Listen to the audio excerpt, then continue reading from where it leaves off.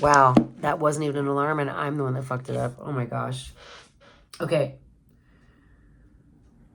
Move your booty in whatever way you enjoy, whether that's yoga, whether that's Pilates, whether that's going running, whether you like to lift weights, whether you like to hit a punching bag. I don't give a shite what form of exercise you like.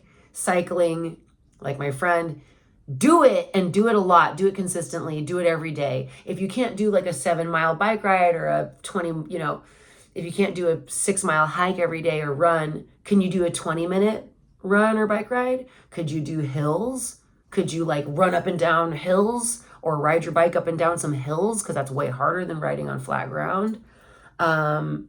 Strength training is extremely important, especially the older we get. You need muscle mass. Muscle mass is a indicator of how long you're going to live and whether or not you're going to get hurt.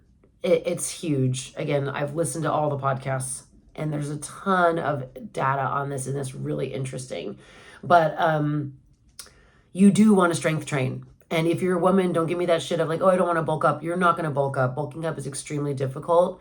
You can lift weights and you're not going to like get ripped instantly and look like a bodybuilder. Like you got to take drugs to look like that. Okay. So moving resistance, and that could even be body weight exercises, doing push-ups, doing pull-ups, doing squats. You would be amazed at how poppin' your booty will look if you just do 20 body weight squats every day, or even just most days. If you're a guy and you're strong enough to actually do a pull-up, I can't do pull-ups. I one day would love to be able to do pull-ups, but if you can do pull-ups, put a pull-up bar in your doorway and just do a pull-up every time you walk through that doorway, or do 5 pull-ups a day, or maybe you can do 10 pull-ups a day. Doing something like that it uses multiple muscles. It makes your body activate a bunch of different stabilization things. It's not just like a bicep curl, it's isolating a thing. So strength training and obviously like other types of exercise, but it's not all about cardio. It's not all about like running or sweating. It's about reducing the crap you put in your mouth is gonna what drop the body fat. Now, the cardio is for your heart. That's for your lungs. That's how you keep that's what I need to work on because my endurance isn't that great. Okay, last but not least, reduce your stress. When you're highly stressed out, sleeping poorly, not having healthy sleep hygiene, drinking a lot of caffeine maybe to get through the day, which will affect your sleep negatively, all of that causes stress, even though I love my caffeine. I'm about to have some in a little bit here. But stressing out your body increases cortisol levels, and increased cortisol levels makes you store body fat. It's literally like you store body fat when you're highly stressed because your body is like preparing for a famine or whatever. That's the whole thing, man. We got feast, we got no famine. If you really, hey, you could just not eat for a week and again, I'm not saying to starve yourself. I'm saying like if you wanted to do a juice fast or a water fast. Fasting is an incredibly powerful tool that is a healing thing for your body if it's done correctly. But reducing your stress as much as possible and fixing your sleep, like getting a good sleep hygiene habits, which again, I've got a bunch of information on how to do that.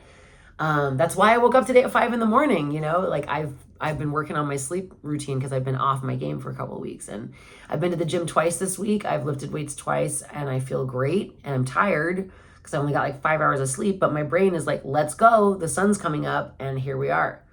Anyway, hope you'll enjoy these videos. I hope this helps you out. Super simple, doesn't mean it's easy, but I'm telling you, reducing those starchy carbs and sugars gets way easier when you increase the fats and the proteins. And like I said, I never thought I'd be able to do this because I was like, what am I going to eat for breakfast? But when what I did was I switched to smoothies because smoothies still taste sweet. Okay. And I wanted my sweets in the morning. Now I do eggs. Now I do bacon. Now I do, grass-fed meats and eggs and I still have my piece of gluten-free toast with jam. Okay. So I still get to have a little bit of sugar, but I eat protein every single day, first thing in the morning or first thing in the day. The first meal of the day, I make sure has fat and protein in it every single day. when before it was just all sugar and grains and starchy carbohydrates that were causing a lot of digestive distress and making me gain weight and feel like shit and be tired all the time. So luckily, 3-4 days into this, if you stick with it and don't eat gluten and don't eat refined sugar and don't eat starchy carbs and don't eat French fries or, fried potatoes of any kind or alcohol or beer, and move your ass and eat more fat and more protein, honey child, within 3 days, 4 days, very soon, you're going to automatically feel better and wake up with more energy and be like, this is working for me. I'm putting in my chia seeds, I'm putting in my hemp seeds. I got my vegan protein powder. I got my almond milk or my coconut milk, full fat. I've got my freaking spirulina. I'm putting my whatever in there, you know what I mean? Blueberries or chocolate, cacao powder, peanut butter.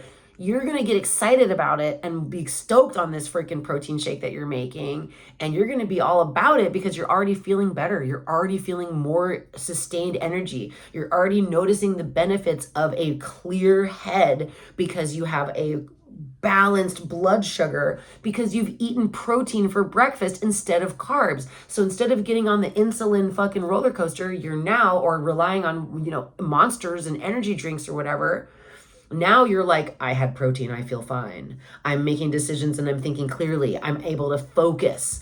If you're anybody's ADHD out there, by the way, oh my God, if you're ADHD and you're not medicating that, and medication isn't going to solve it on its own anyways, you need to eat protein in the morning. Oh my goodness, what a difference having protein does for our ability to cognitively function and also just to be able to feel calm and feel grounded and be able to stay focused. I think it's tremendously beneficial. For me personally, when I ate a high sugar, high carb diet, I was way worse with the ADD. And since I've been eating cleaner, I also talked to a psychiatrist and got diagnosed and got medication, but you know what I mean? Just eating more protein and eating more fat is like natural Adderall for me. Eating protein, eating fat, and getting exercise regularly is like natural Adderall. So there you have it. I hope you feel better knowing that this is all within your control and that you don't even need fancy supplements or crazy. I do love fancy supplements, but I'm just saying you don't need them. When I got started with this, it was just a dietary shift. And with the dietary shift, after a couple of weeks of that dietary shift, I felt so much better and I'd lost several pounds very quickly. I was like, this is working. And then I started to feel really energized. And I took that energy and turned that into getting more exercise. So start with the food, baby. Abs are made in the kitchen. Start with the food and then work on the exercise and everything will fall into place. And then hit me up in a couple months or a year and shoot me a DM or an email and say, Becca, thank you so much for those videos because I now have abs and I'm in my 40s and I'm fit, fabulous, and 40, baby. And I'm older than ever and feeling better than ever and looking hotter than ever. So there you have it. Get to it.